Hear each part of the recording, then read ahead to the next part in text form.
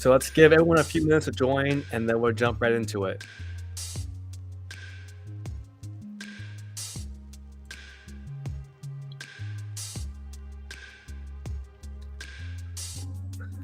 How's everyone doing?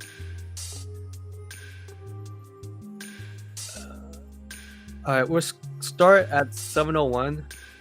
Make sure everyone has a chance to join.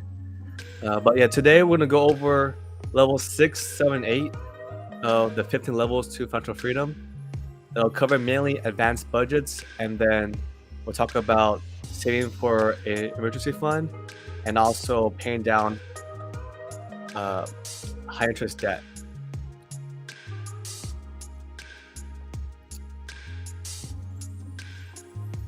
All right, so let's go ahead and get started.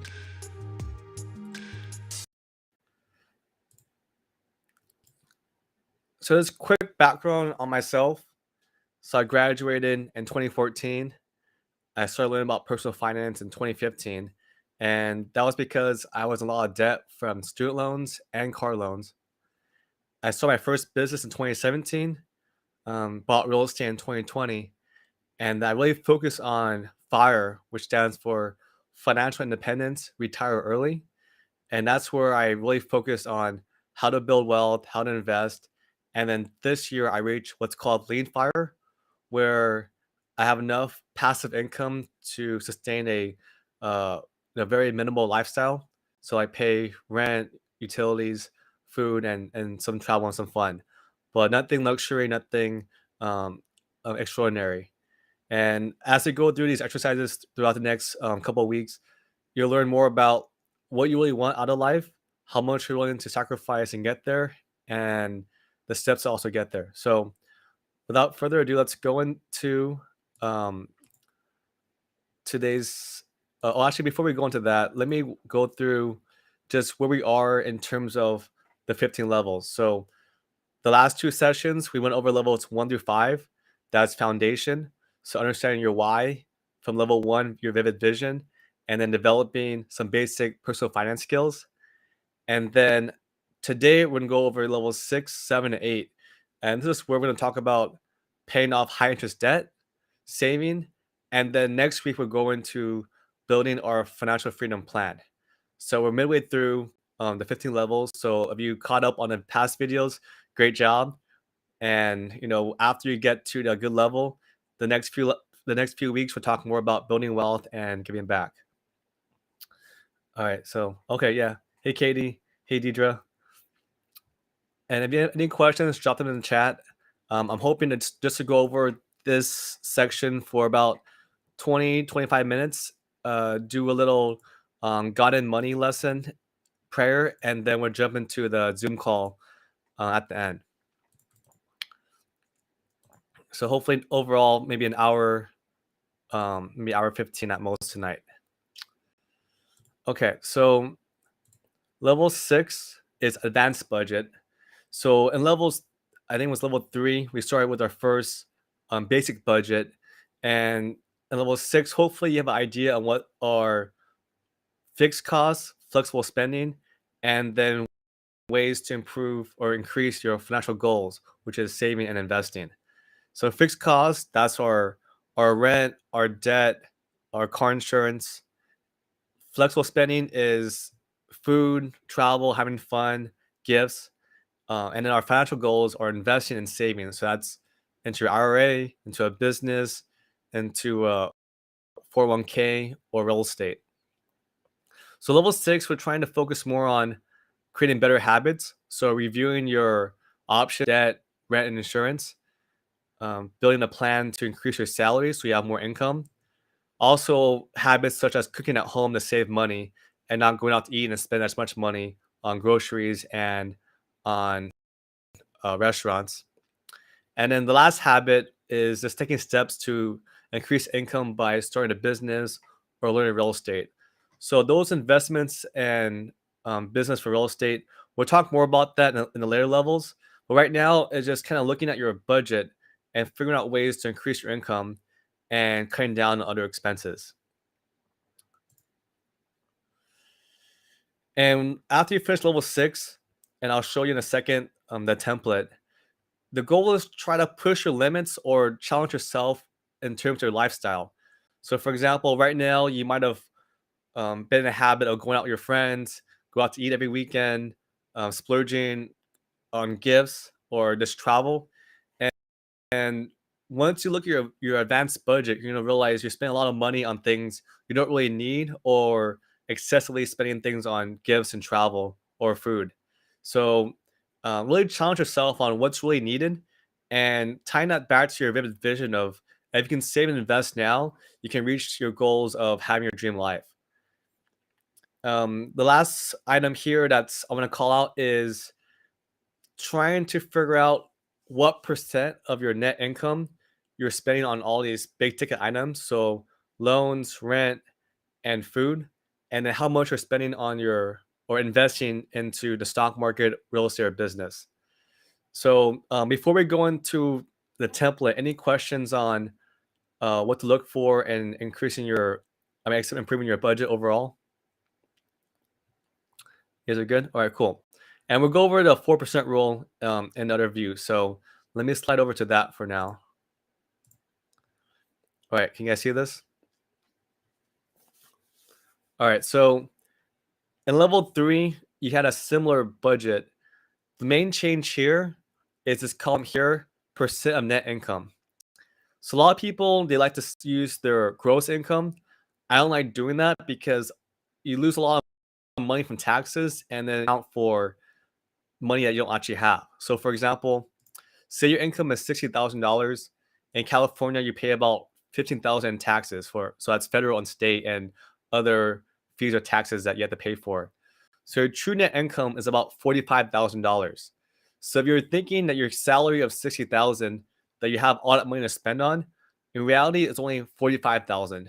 And that's why I prefer to use net income for this exercise, because if not, then you think you have $15,000 extra and you might spend money a little bit differently.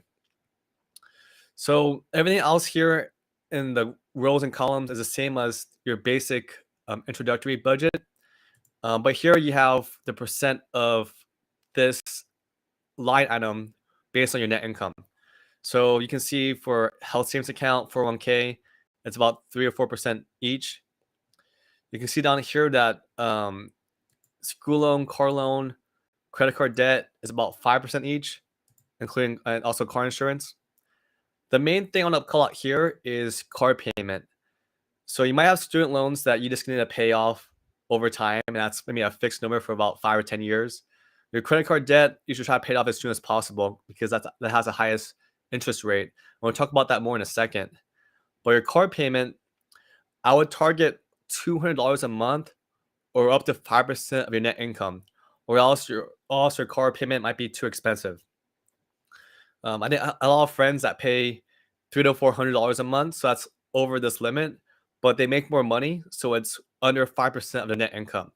So review your car payment if you do have one, and if it's a lot higher than 5% or $200 a month, I recommend trying to find a way to lower your car payment, whether it's refinancing, negotiating, or just getting a cheaper vehicle. But if it's within 5 6%, then just keep it for now and just be mindful that your car payment is a bit higher than it should be. The other item to call out is your rent. So I say rent plus utilities because utilities becomes a hidden expense. So I would say for rent and utilities, you should target under 30% of your net income. So I live in Los Angeles. I think a lot of folks here also do. And at this budget, it seems a bit tight, but you can find rooms or apartments that are within your budget, which are under 30% of your net income. You might need to be outside the city, or you might need to have roommates, but it is possible. So just kind of keep an open mind if your rent and utilities is a lot higher than 30% of your net income. I have some friends that they pay like 50% of the net income on rent and utilities, and to me that's way too high. You probably had no time for no space for saving or investing, and that's not good. You're basically working a year just to break even or live paycheck to paycheck. So just review that and see if this number is a lot higher than 30%. If it's around 30%, maybe like 33, 34, 35%, I would say stay there until your lease is over and then reevaluate once your lease is over and you see the options. But if it's a lot higher, like 40 or 50% of your net income, then I really recommend to actively look for other places to stay because that's probably taking up a lot of your monthly income.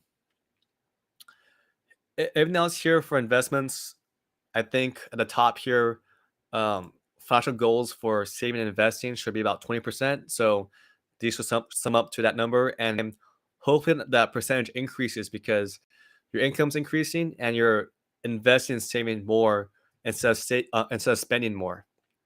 So hopefully this number increases. And in this example, goals is about 26%. So that's ideal. And the flexible spending is a little bit under 30%. So that's also good. And then this year for flexible spending, I would say for food and groceries, now I'd target under 10% of your net income or $5,000 on food each year. If you break it down by month, um, food's about, in this example, 400, and then bi-weekly it's about 200. It's about $100 on food. And I really recommend you to break down what you spend on food each month. Me personally, groceries is about $50 a week. Like I eat pretty healthy. I don't overeat, so I don't need to spend too much money on groceries and eating out. But if I do eat out, I do have a budget for that.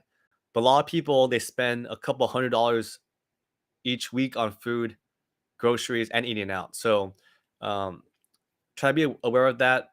I think a lot of people they don't see that they can save a lot of money on cooking at home, and then with that money saved, you can go out with your friends and then splurge a bit when you eat out. But generally, I would say 200 every 2 weeks is a good number to hit. Of course, if you make a lot more money, then you can spend more. But I think this is a good rule of thumb. And then the rest here, there's some money for traveling, fun, gifts, transportations, and then donations and tithing over here. So before we go into the more advanced metrics for budgeting, any questions on how to use the net income percentages here? You guys good? That makes sense. Kitty says she spends a lot on Costco and Ralph's. Yeah, I mean if Costco and Ralph's, that's about 300 to 400 a month. I would say that's pretty much in range here. Definitely, make sure that you plan ahead for food. I have a lot of friends that they grocery shop and they don't realize that food spoils and then throw it out. So I like to freeze food if I don't plan to cook it that week. And if there's a sale on chicken or turkey, then I'll buy extra and then just freeze it. And then when I need to eat for the week, then I'll defrost it and then cook it for the week. So definitely make sure that you can plan ahead and you're not just wasting food. But I would say 300 for a month on food is pretty good. Okay. Okay, so let's go into the more advanced metrics on the right-hand side. And so these things here, if you have questions, so drop them in the chat. If you don't have this template, look at the WhatsApp group or just go to my website and then download the free template. It's the same thing I'm showing here. Sly.com. And the same thing that's linked in the WhatsApp group. So here's a bit more advanced metrics. So just for recapping, I recommend a 50-20-30 split. So 50% on needs. So that's your rent, utilities, insurance, and paying down debt or loans. Financial goals is saving and investing. So that's stock market, business, and real estate. And then flexible spending, that's your wants. So food, travel, gifts, stuff like that. Over here is more of a metric of how much you're investing. So right here, this 11,000, this is how much you're saving and investing. And this number is based on all these annual numbers in green here. So it's about 20% of your gross income and then 26% of your net income. And I put both of these here because, like I said, 20% of your gross seems small, but it's because you're putting $15,000 in your taxes right when you get paid. So I prefer to use this number, 26% of your net income invested. And this number is the same number up here for financial goals. You see it's 25.6%, so round it up as 26%. So I would recommend using that number based on your net income instead of gross. So it's more clear of what you have control over, where you put your money. Okay, so here's a little peek into changing your mindset on retiring early. So a lot of people, they say, okay, when I'm 20, right now I'm 26, 25, 30, whatever it is, I have a lot of time to retire. I'm gonna retire when I'm 65. And the problem with that mindset is that at 65, life's gonna be a lot different. Like you'll be older, maybe you're not as mobile, maybe you have a family or dependents on you. You don't have as much freedom.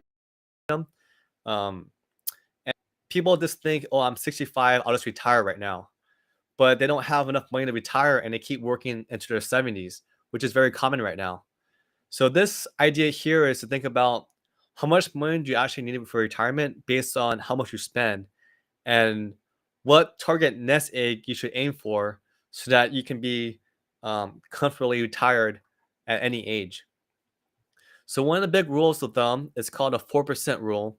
And basically it's based on the stock market where historically the stock market goes up about 7% each year. The past year has been really bad because there's a correction, but historically it's about 7%.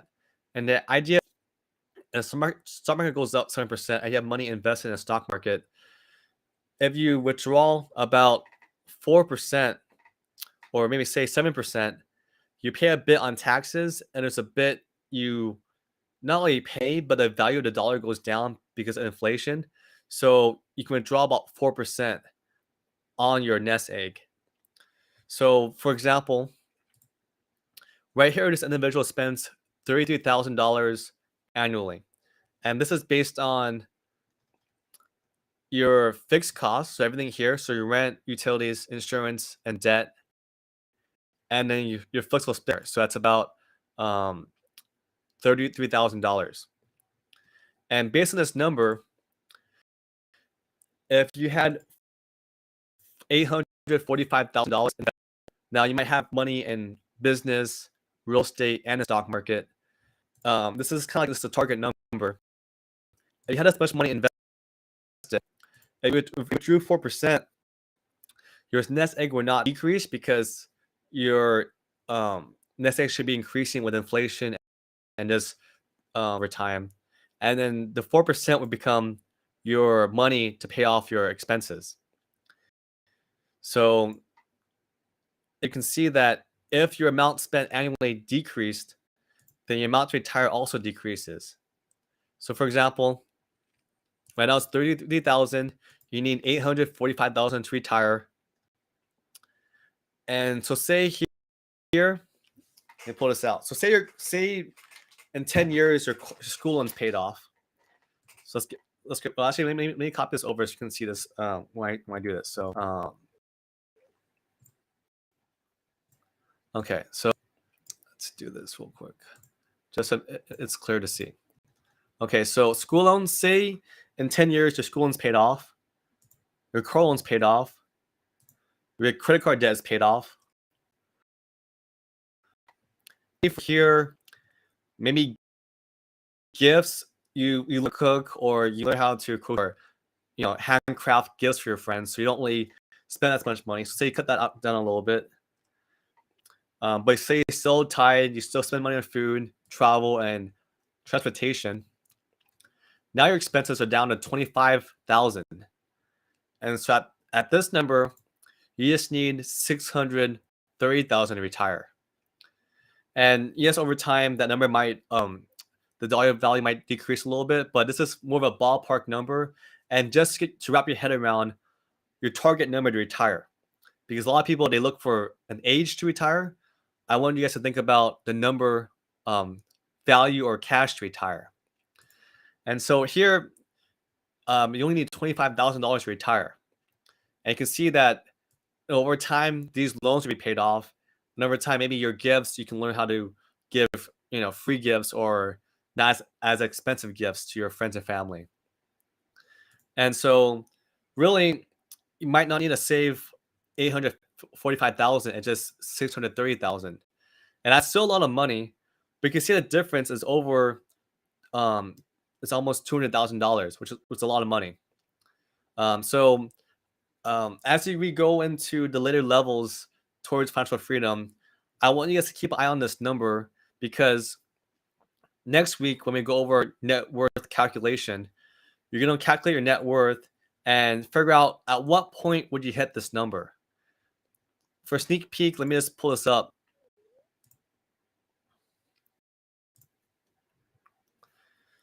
So when you go over this exercise, you're going to calculate and add up all your cash, all your stock, all your investments, your retirement accounts, and subtracted by all your debt, car loans, and credit card debt.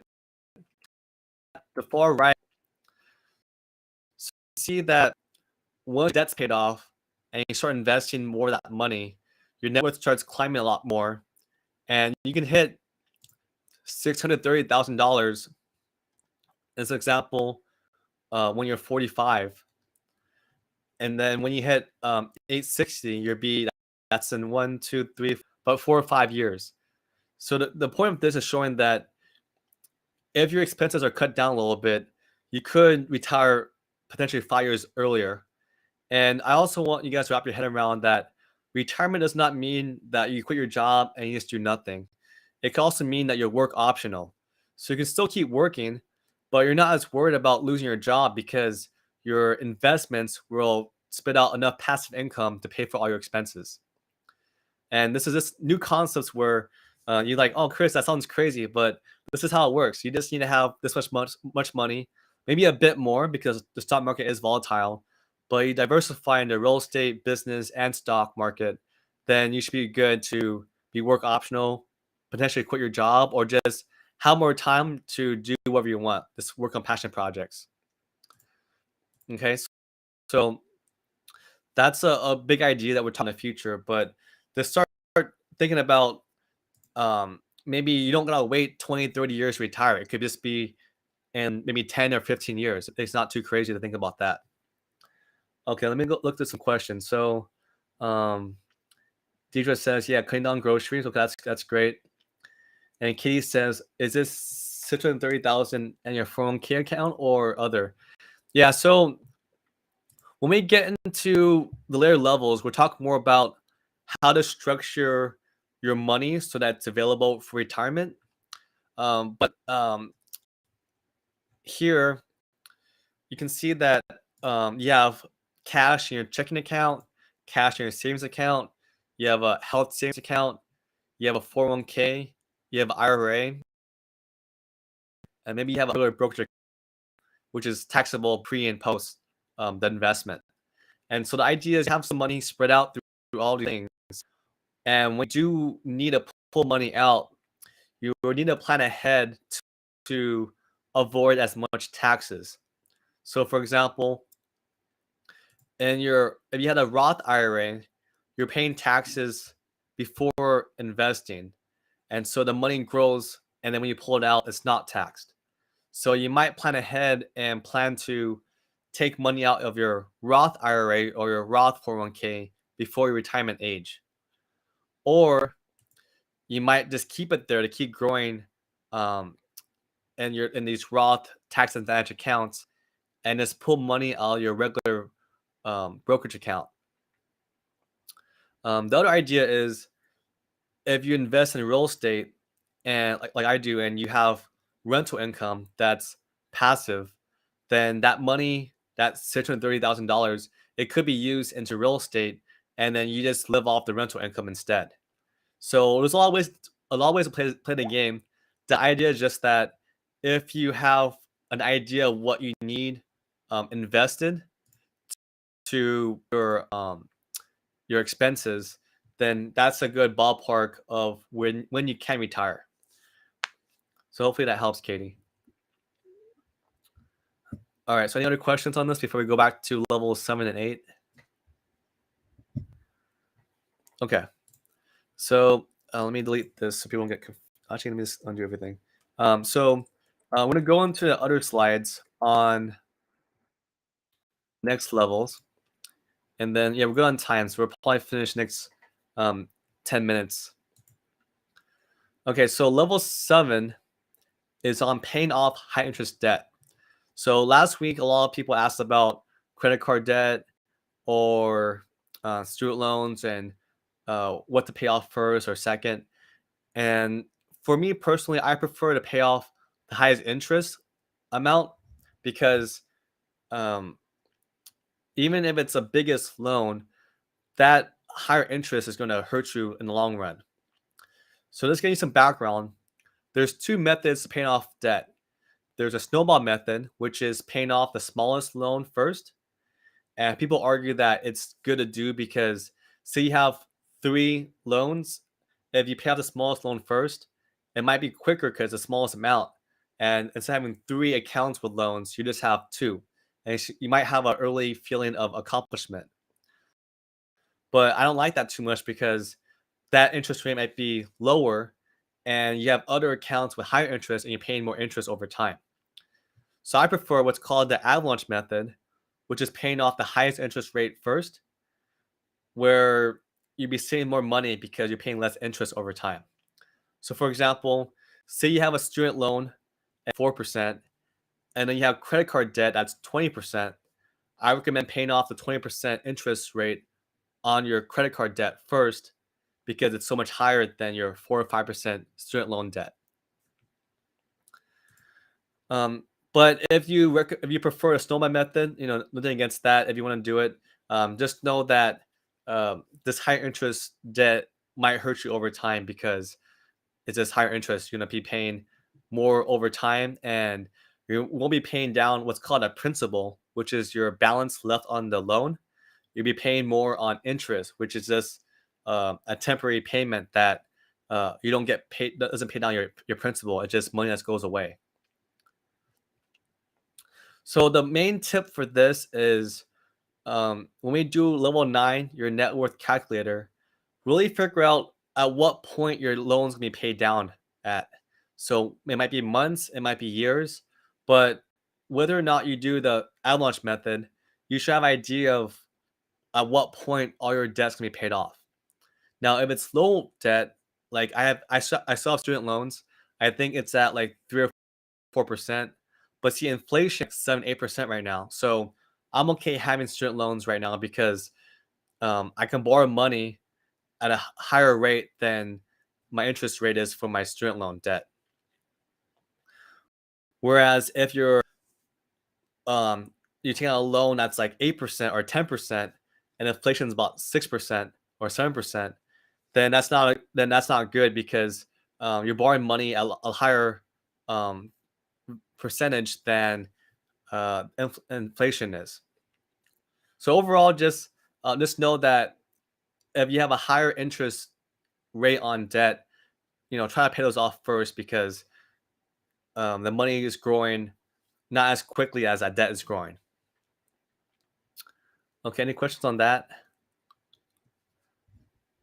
Okay, and if you have more questions on debt, we dropped some details in the WhatsApp chat on negotiating your debt on your credit card debt. So say you owe like 40,000, you can negotiate maybe like not pay as much off.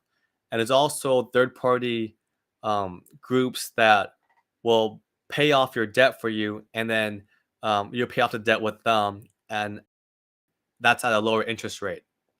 So just know that there's options to pay off your debt, and just explore those options and find the best for you. Okay, the last level we'll talk about is emergency fund. So I think it was 4 or 5. We talked about the emergency fund, which was a small one, which was $1,000 or 1 month of expenses. So now we're trying to get to a level where we have either 5,000 or 6 months of expenses, whichever is higher. The idea is if you lost your job, you wouldn't need to panic because you have 6 months expenses to find a new job versus just 1 month or no savings account or no emergency fund, and you're just rushing and panicking to find a new job. Same with unexpected medical expenses or if your car breaks down, this money will cover those things and give you more peace of mind because you have money to cover those expenses. Now, when you have this 6 month or $5,000 emergency fund, this would be a cushion for all emergencies, and it'll give you time to recover from any unfortunate events. Now, the main idea I want you to take away from this is your savings account could become your emergency fund. So ideally, you have a checking account which has maybe $2,000 to $3,000 or 2 to 3 cycles of your credit card expenses because you want to make sure that you have money to pay off your credit card payments and then some money in case you need it for cash or whatever like that. But your savings account should always just be this emergency fund. So I keep, the $5,000 or 6 months of my expenses there so that I always have that in case I need it. And I want you guys to think about all the options you can proceed with to save money for your emergency fund. So say for example, you're at $2,000 right now, or just maybe a month or two of expenses saved up. And at the savings rate you have right now, it'll take you like 6 months to save this amount, which to me is a little bit too slow. Because what if emergency happened tomorrow? You're not prepared for that. So really look at your budget and look at what can you cut back on for 1 to 3 months to replenish this quicker. So maybe you're spend less eating out and you cook more. Won't buy as expensive gifts for your friends and family, but home make something. So find options to cut back on expenses so that you can save more for your emergency fund. Also, if something happened, say you have a big car bill, like you go and your car breaks down and it's like $2,000, and now your emergency fund gets cut down that amount. You don't want to spend 6 months to replenish that. You want to replenish it sooner so that you can have that money for next emergency. So just make a list, think about all the options, and it'll protect you later on when you have one of these unexpected expenses.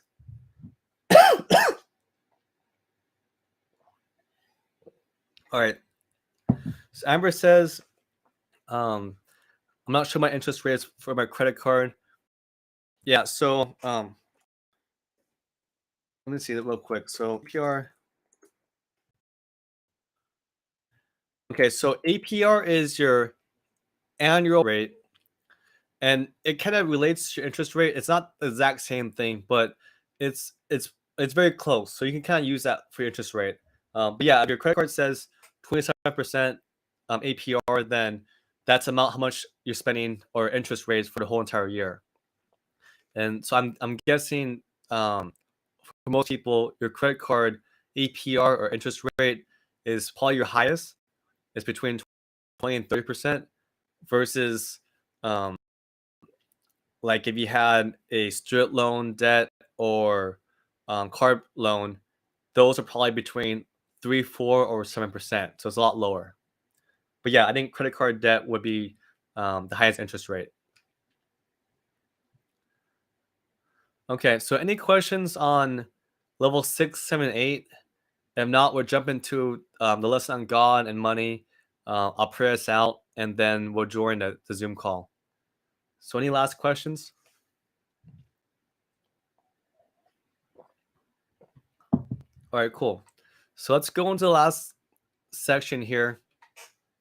So since last week, a lot of you reached out to me. I reached out to some of my spiritual mentors, my family, to kind of get a more concise idea on tithing, even if you're in debt. So the verse is Matthew 6, 24. It says, "No one can serve two masters. Either you will hate the one and love the other, or you will be devoted to one and despise the other. You cannot serve both God and." So this for my own life, I think I really chased money in my 20s. As a lot of you know, I took a decade break from church and God, and I got back into it later in my 20s. Um, and I would say even though I accumulated money and wealth, I wasn't really happy because I think God's grace and knowing that He loves me brings a lot more peace to me than having all this money. So um, it's a reminder that for tithing, the Bible talks about giving God your first and best, even if you are in credit card debt or student loan debt or other debt, to still try to give 10% of your income to the church, which is ultimately back to God. Um, and same as last week, I don't want to be a hypocrite. I didn't start tithing until last year when I found Zoe Church. I got baptized and then I felt called to tithe. So definitely, everyone's a case by case basis. Definitely don't give if you don't want if you can't give cheerfully, because God doesn't want your money if you're resenting Him or not happy about it. So my best advice based on last week is I think it's okay to spend a week or two or a month revaluing your budget using the templates I provided to you. And then from that, understanding your financial situation where you can give some money to the church and back to God. Maybe it's not your full 10%, but maybe it's $1, $10, $20, and um, working aggressively to pay off your debt and saving money. So don't say, "Oh, I can't tithe because I'm in debt," but then you're also going out to eat all the time and buying all these luxury brands and clothes and shoes. You should cut back on all those things, live a more modest lifestyle. Cook at home, save on food, don't shop as much unless you really need something. And then with that money you saved, pay down your debt and then start tithing. So I just really encourage you that you can use this Connect group to have a better financial plan, cut back, save more, and then find a way to tithe and give back. So any thoughts on that? Any questions on the lesson? Okay, cool. All right, so let me pray us out, and then I'll see you guys in a Zoom call in about 2 minutes. All right, so all right, Father, I thank you for this time for us to talk about budgeting, how to save for retirement, for our lives, for our future family, and future kids potentially. I pray that you give us an open heart and courage and strength to really look at our budget and see what we really need to have a happy life. That we don't need to go out and splurge, and we don't need to go out and buy all these luxury brands and materialistic things. That we can find comfort, happiness, and fun through community, through your through our relationship with you, and um, just find ways to live a life that's not based on what society tells us to do, which is being a mass consumer, or that if you don't buy certain things or go out a certain amount of times throughout the week, that you're not perceived as valuable or a happy or good person. I pray that you watch over us throughout the season to learn more about budgeting, finances, and learning more about you and money. And I pray that anyone going through debt or struggling with paying off rent or the essentials, that they really turn to the budget and turn to you for guidance and comfort. Lastly, I just pray that everyone has a good night. That I think a lot of folks are getting sick still around this time, so I pray for good health, and and I pray for a good season for personal finance and you and money. And in your son's name, amen. All right, so thanks everyone. I'll see you guys in the Zoom call. The link is in the WhatsApp group. So yeah, I'll see you guys there. All right, thanks everyone.